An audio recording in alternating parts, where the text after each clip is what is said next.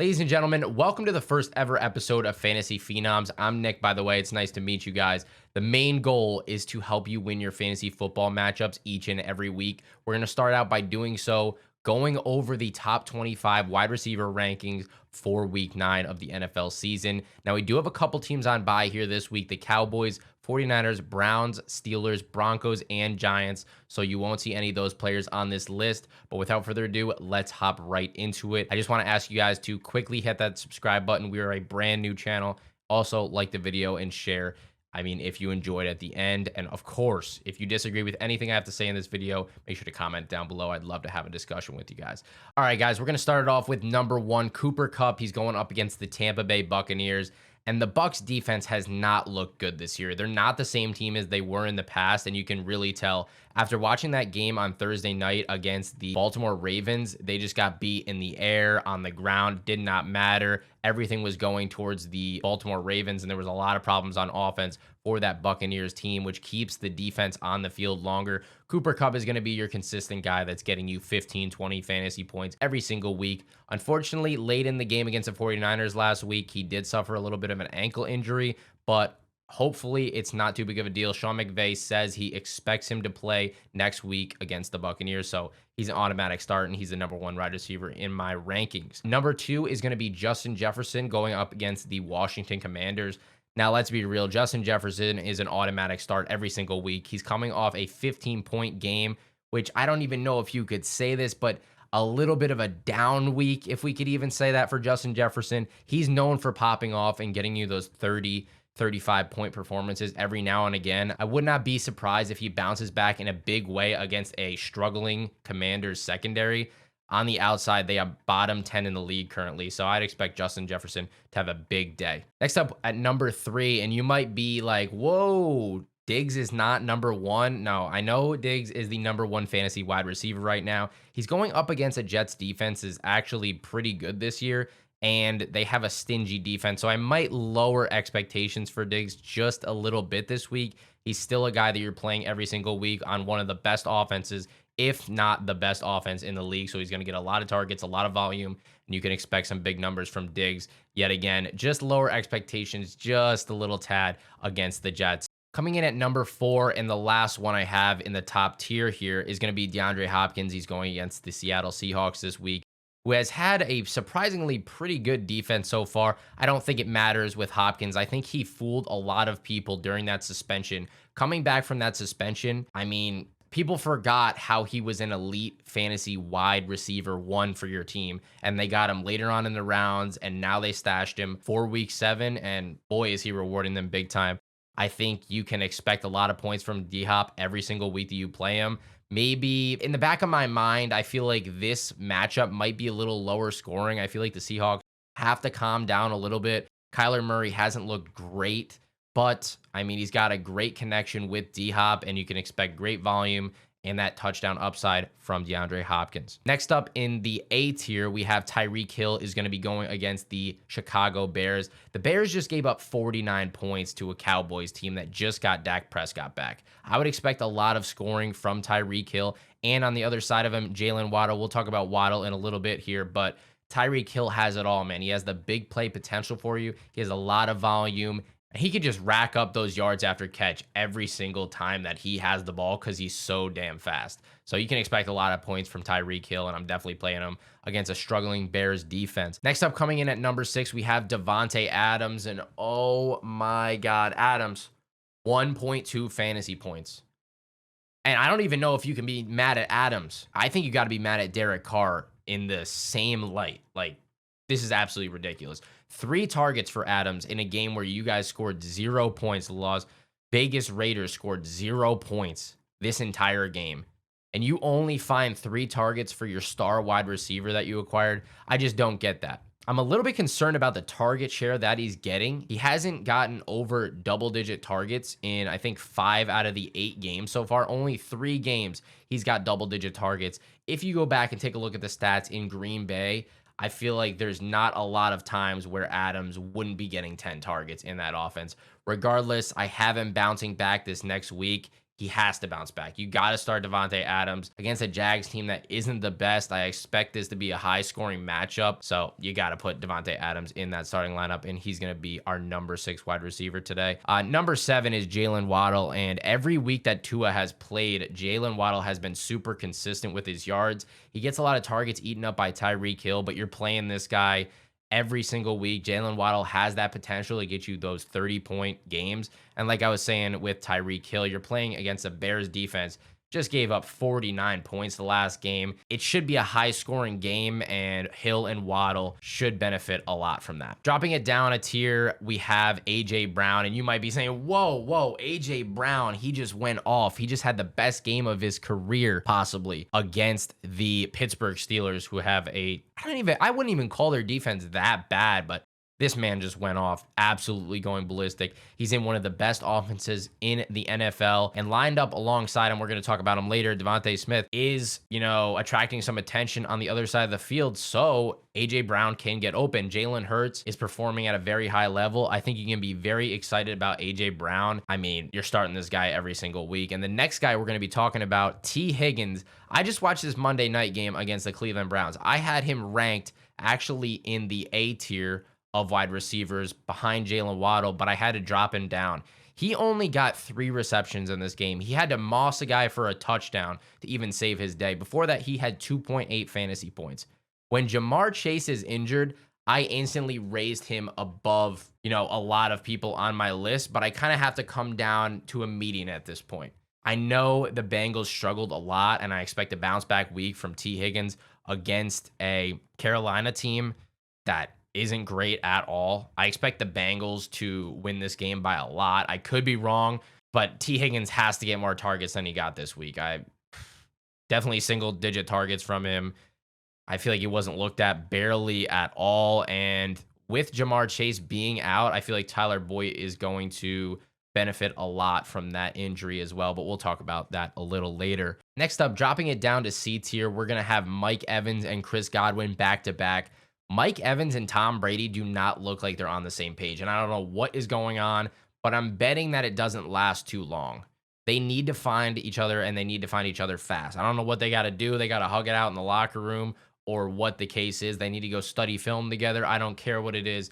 They need to figure it out because they are not on the same page at all. If you watch that Thursday night game against the Ravens, Mike Evans isn't even looking for the ball half the time. Brady's underthrowing him. Brady's hitting him in the back when he's not even looking. It's stuff that you would never think would happen when you got a guy as good as Mike Evans and Tom Brady on the same team. You got to play Mike Evans. I feel like he has to have a bounce back week, if not multiple weeks in a row where he does good, and the Bucs got to figure it out. I'm betting on Tom Brady figuring it out, and they start winning some games soon enough. As for Chris Godwin, he's a target magnet. You got to be playing this guy each and every week. I feel like just because he gets so many targets, he's Brady's safety blanket on third down. He's usually looking for Godwin, which can give you consistent points. He has that high upside potential because of these targets as well. He just really hasn't broken out this season. I feel like coming back from injury might have, stunted his growth a little bit this season, but I love Chris Godwin on this team, and he gets so many targets, so you got to be playing him. Last but not least in C tier, we have Amon-Ra St. Brown. He's going to be going up against the Green Bay Packers. We haven't seen a healthy Amon-Ra since about week 3, where he looked like a clear league winner. He gets the consistent targets when he's healthy, and he's definitely the wide receiver 1 on this team.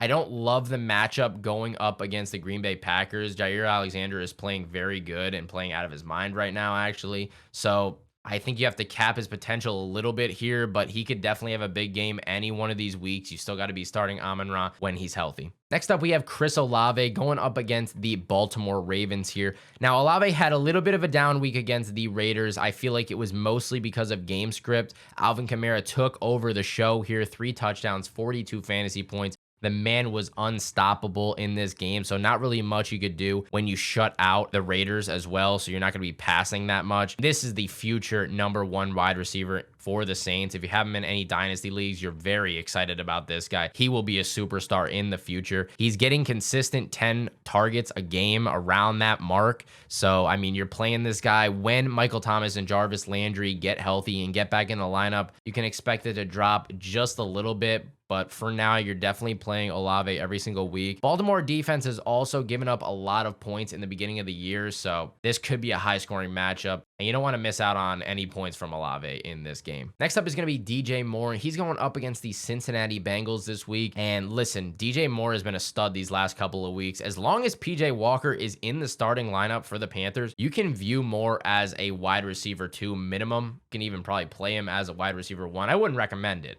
but he's playing that good lately. He hasn't got the most targets, but he's getting that big play potential, as you saw last week in Atlanta, where he caught a bomb touchdown, took his helmet off. Might have threw the game for his team along with a kicker, but we won't even talk about that. No McCaffrey on this team anymore is going to equal more targets for him as the time goes on, and you can see the team actually leaning on him a bit more week after week because McCaffrey has lost that target share. Not the greatest matchup against Cincinnati, especially because they just got stomped on Monday night against the Cleveland Browns. They're going to be looking for a redemption game. I don't know if the Panthers score that many points in this game. I could see Cincinnati absolutely blowing them out, or it could go the other way. You never know with the NFL, but DJ Moore should get a couple targets here and there and should produce some good fantasy points for you. Dropping out of the next tier, we have Terry McLaurin going up against the Minnesota Vikings here. This Washington Commanders team looks absolutely horrible. The one thing that is actually pretty good about this situation that he's in is he's getting more targets with Taylor Heinicke at quarterback than Carson Wentz. So if Carson Wentz comes back, you might see a little bit of a decrease in his target share, but as of right now, he's playing good. He's playing good with Taylor Heinicke. He really seems like the only option. Curtis Samuel seems to have fallen off of a cliff. I don't know where that guy is, and it seems like he can't catch a ball lately. I'm not judging him. I'm just saying for a fantasy standpoint, it's not looking good for Curtis Samuel owners. I don't hate the matchup against Minnesota. Minnesota gives up a lot of points a lot of the weeks that they play, actually, so I think he could definitely have another solid week. I could see the Commanders having to fight from behind a lot in this game, so I would expect a decent amount of targets for Terry McLaurin in this matchup. Next up, we have DK Metcalf against the Arizona Cardinals. I did mention earlier, I think this might be a low-scoring affair. I could be completely wrong. Don't quote me on that, but just in that off chance, I mean, Geno is playing very, very well right now. You have that to like about DK Metcalf.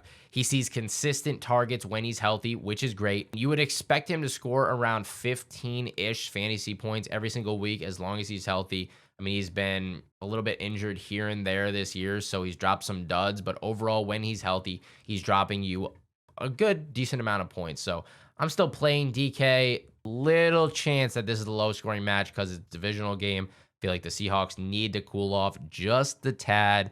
And I think the Arizona defense could be what stops that, but who knows? Next up, we got Jacoby Myers going up against the Indianapolis Colts. And you might say, whoa, Jacoby Myers is ranked way too high on this list. Let me tell you, it doesn't seem to matter who the quarterback is, whether it's Mac Jones, whether it's Bailey Zappi, it doesn't matter. Mac favors him a little bit more, which is good to see because Mac is the starting QB in New England when he's healthy. He's had double-digit fantasy points every single week that he's been healthy and he's played. How can you not love that? I mean, he's really the only Patriots wide receiver that sees good amount of targets. I mean, you got Davante Parker on the other side who hasn't been getting too much action. How do you really complain about double-digit fantasy points? That's the point I want to get across. If it's not broken, don't fix it. You got to keep him in your starting lineup, I think, as a flex option, if anything. This could be a low-scoring game.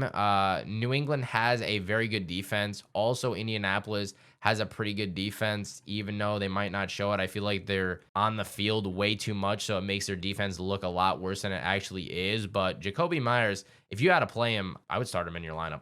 Next up, we have Devontae Smith going up against the Houston Texans. Now, Smith being the wide receiver 2 kind of caps him in Philadelphia a little bit. He's on one of the best teams in the league. They're scoring a lot of points. Jalen Hurts looks like a stud, but A.J. Brown is taking a lot of those targets away from him. It's definitely lower upside than A.J. Brown, but what can you really expect from a wide receiver 2 compared to a wide receiver 1? That's what separates the two. He's going to probably give you around 10 to 15 fantasy points each and every game going up against the Houston Texans. I don't hate the matchup. This could also be one of those blowout situations, though, where I don't know how much the Eagles will be passing. They love to run the ball. As an Eagles fan, we run the ball a little too much. We run the ball a lot. So you never know. It could be capped out there for Davante Smith, but there's always that chance that he has a huge week. So it's really up to you if you want to play him or not. Now, next up is a guy that I own actually in a couple leagues here, Michael Pittman Jr. I have a big question mark on this guy for this matchup especially. He's the wide receiver one. He receives a good amount of volume, but he is on one of the worst teams in the NFL this year. They cannot seem to move the ball to save their lives. They got Sam Ellinger in there, and he honestly looked all right, but I don't know how I feel about it. It's just a question mark at the moment for me. Do the targets fall off for Michael Pittman Jr.? Does he end up getting more targets? We're going to have to see as time goes on. I don't like this matchup at all going against the Patriots. I feel like this could be definitely one of those low scoring, ugly games where there's not a lot of offense produced between these two teams. They're both kind of struggling at the moment. Not so much the Patriots on the running game side of things, but definitely for the Colts, it's not looking good right now. That's why I have Michael Pittman down this low on the list this week.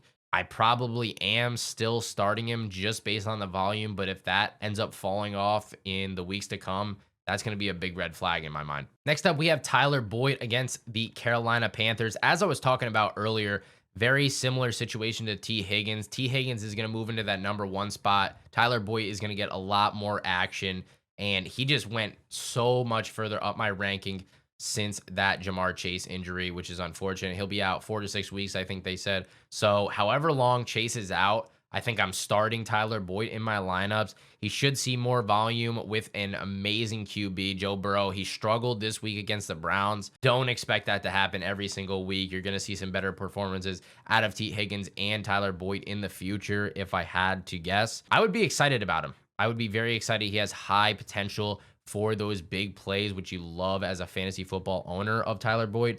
The Panthers don't have a great defense either, so I do like this matchup, and I think the Bengals have a great bounce back game against them. Next up, we have Christian Kirk in an amazing matchup against the Las Vegas Raiders. They just got shut out last week. They gave up a lot of points to the Saints, who aren't the best offense in the league. Christian Kirk's a wide receiver one on a team that is not very good at all this year. I think the only bright spots on the team are Christian Kirk and Travis Etienne, which we'll talk about in the running back video that we make later on this week, most likely. Like I said, he has a great matchup against the Las Vegas Raiders, who have an awful defense, giving up a ton of points this year. Wouldn't be surprised if he has a major bounce back game here and finds the end zone at some point if Trevor Lawrence can figure it out. The only thing I'd be a little bit worried about is this offense going to totally revolve around Travis Etienne now that James Robinson is gone? We'll have to see. Christian Kirk, I think you can play him and feel pretty confident about him going against the Las Vegas Raiders this week. Next up, we have Tyler Lockett going against the Arizona Cardinals. Like I said earlier, guys, Geno Smith is performing way above what we thought he would. He's playing so good right now, and you love to see that as a Tyler Lockett owner. He's a wide receiver 2 on a great team right now that's putting up a lot of points. You love to see that as a fantasy owner when your wide receiver 1, wide receiver 2 are putting up a ton of points in that offense. That just raises the ceiling that much further for you. So you're going to be pretty excited about Tyler Lockett here. Consistent points with only 2 down weeks below 10. I remember last season he wasn't as consistent, but this season he seems to be pretty damn consistent. So you got that working for him. This is a divisional game, though, so it could mean trouble. I've mentioned that a couple times in the past. If I'm wrong, and I hope I am wrong for Tyler Lockett owners, could be another huge week for Tyler Lockett. Maybe he breaks out this week. You never know. Next up, we have Juju Smith-Schuster going up against the Tennessee Titans, and I have so many questions about Juju this year. 2 straight weeks now, he's had 20-plus fantasy points, and don't get me wrong, it could just be a lot of time adjusting to this offense. He's not really seeing a lot of targets because of Travis Kelce running the offense around him for the most part, and then they just traded for Kadarius Toney recently. So I'm thinking maybe Toney slips in and becomes that wide receiver 1 because apparently he's healthy now. So we'll have to see exactly what that means, exactly what they do with him in the offense. Is Toney going to be that wide receiver 1 or the deep threat guy? I do not know yet. So it's a little bit of a question mark with Juju. 2 straight performances, like I said, with 20-plus fantasy points. Got to be feeling good about that. I don't know if I would start him against Tennessee. But how can you not start him? He's got 2 straight 20-point fantasy game. I just don't know. I don't know about this one. I'm staying away from Juju, but if he has a great game, then more power to him. Next up is going to be a little bit of a shocker. Darnell Mooney against the Miami Dolphins. And Darnell Mooney, God, this offense has looked so damn bad. But Justin Fields is passing a little bit more here and there. And you knew you always had some upside with Darnell Mooney, but it's got to be capped. It's got to be capped at a certain marker. Last year, it was so much higher. Fields was throwing the ball so much more to Mooney. This year, he's getting a lot less targets. I mean, everybody on the team is getting a lot less targets because they are such a run-heavy offense. Like I said, he's a wide receiver 1 on a pretty damn bad team. Could be playing from behind a lot in this game against Miami.